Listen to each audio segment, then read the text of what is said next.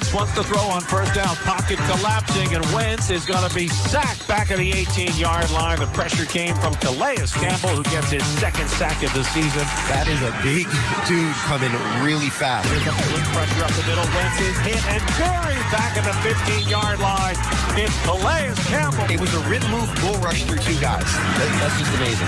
Off the play fake, under pressure, hit, and he is sacked back at the 20-yard line. Calais Campbell, his third sack of the day.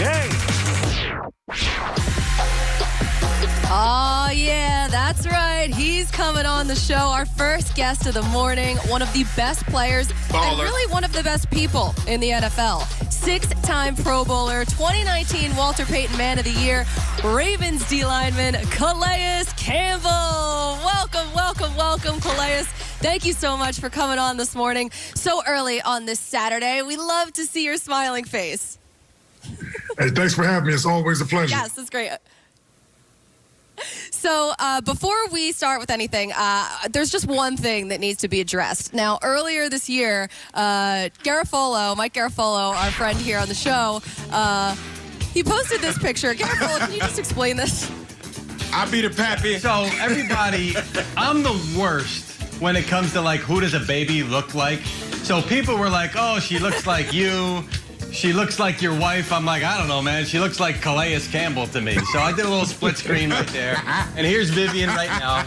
We can do a split screen right now. I think she's starting to look a little bit more like me and less like Calais. What do you think? Can we get that split screen? No, that's still Calais. That's a beautiful baby. That's a beautiful baby. That is a beautiful baby. You're right. There you go. There's still mini Calais right there. Here's your mini me. Say hi. Say hi, Uncle Calais.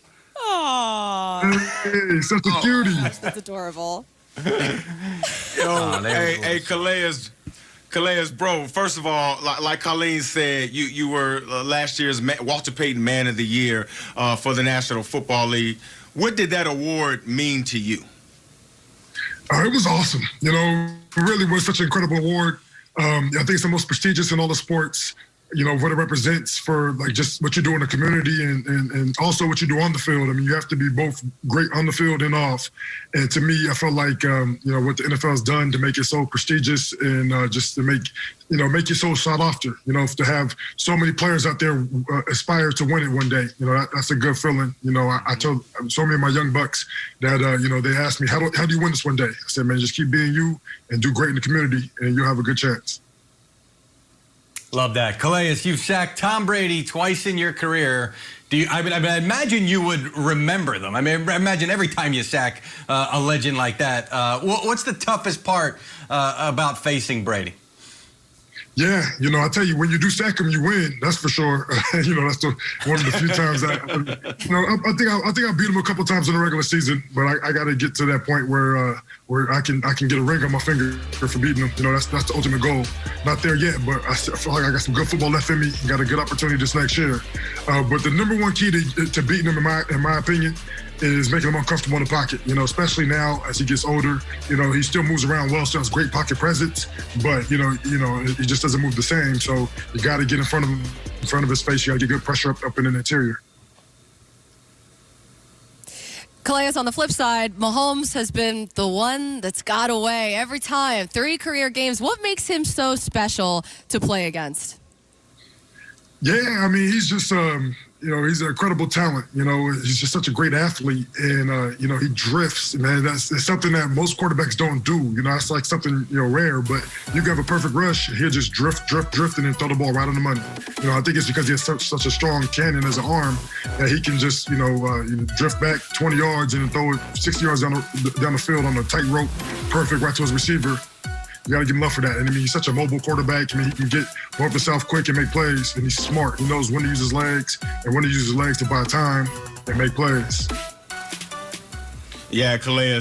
Patrick definitely knows how to buy time and do everything with the football, but he does have some injuries on that offensive line, right? Both of his tackles, his right tackle is out, his starting left tackle is out. There are a bunch of backups behind him, right?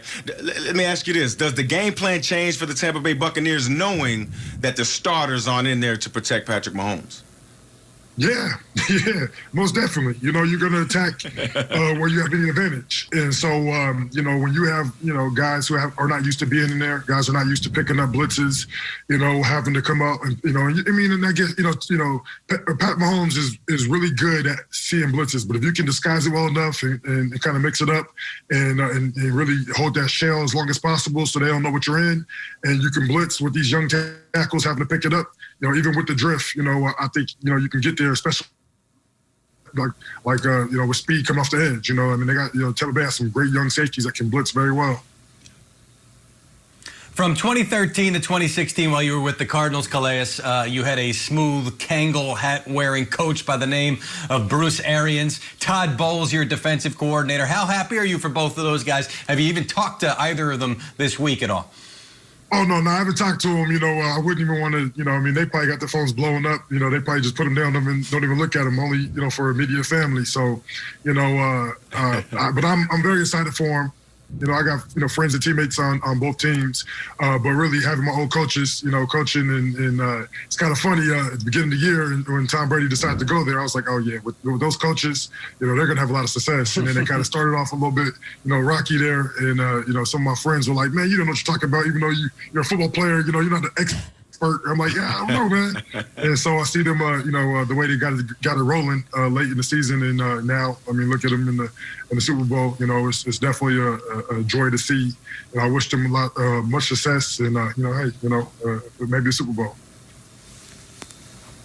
Calais knew before everybody else what was going to happen. Calais, thank you so much for coming by. It was awesome to see Vivian's, I guess, doppelganger here live on the show. And listen, when at some point in the future, you have a great voiceover career ahead of you.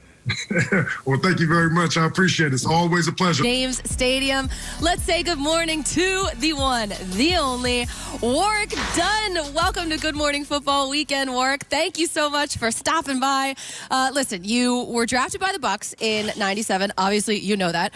6 seasons in Tampa Bay here. You know these fans. You know this city better than anybody else. What would another Super Bowl mean to this city here in Tampa Bay? Well, thank you guys for having me on. But I think for the city of Tampa, this is everything. When you have Tom Brady that you know, came there in 1 year, he's already helped the organization get to the Super Bowl. So I think the city, I mean, everyone is excited. I mean, they were excited 2 weeks ago. They were already wearing the jerseys and stuff in grocery stores. I mean, I just think this is like no other. Unfortunately, because of the times, people really can't get out and celebrate like normal. I just think they're definitely cherishing the opportunity in the moment, and they're really taking advantage of the situation. So the city of Tampa, I know, is on fire, and I know they can't wait for tomorrow to come so they can just turn it up. Yeah, big homie. You know, you and D. Hall were teammates in Atlanta from 04 to 07, I think that's when it was. Yeah. Could you tell us some of your best memories or your favorite memories from your days in Atlanta? Well, in Atlanta, you know, that's where I really grew as a man. I mean, I was dealing with a lot early on in my career, but when I went to counseling, I developed better relationships with my teammates, hung out more with those guys, just really grew and matured. And when it came to football, I mean, I just think my game went to another level with the offense that we had, the guys up front, and really a system that fitted my skill set perfectly in the running game. And then I was able to utilize some of my abilities in the passing game. So it was a great city. I love Atlanta. I mean, I love playing in Tampa as well. I mean, it's 2 great places, and I'm just thankful that I've been able to really develop the relationships and play with the guys that I play with. It's long-lasting relationships, as you guys know. Hey, Dub D, you know, I grew up a huge fan of yours, and getting to play with you was extremely huge honor. But even more so than playing with you on the field, I think it was, you know, your vision and your desire to do so much in the community that I think helped our football team become a better football team. Can you kind of speak to, you know, what was your driving force behind, you know, just being so charitable and just really, you know, propelling everyone in our organization to really give back and pour into the community as well? Well, I can tell you, when I started out, I had no idea what I was going to be doing in the community. But I just thought about, from Coach Dungy when I was in Tampa, I thought about my mom and the things that she wanted. And I wanted to spread that love through other single-parent families. And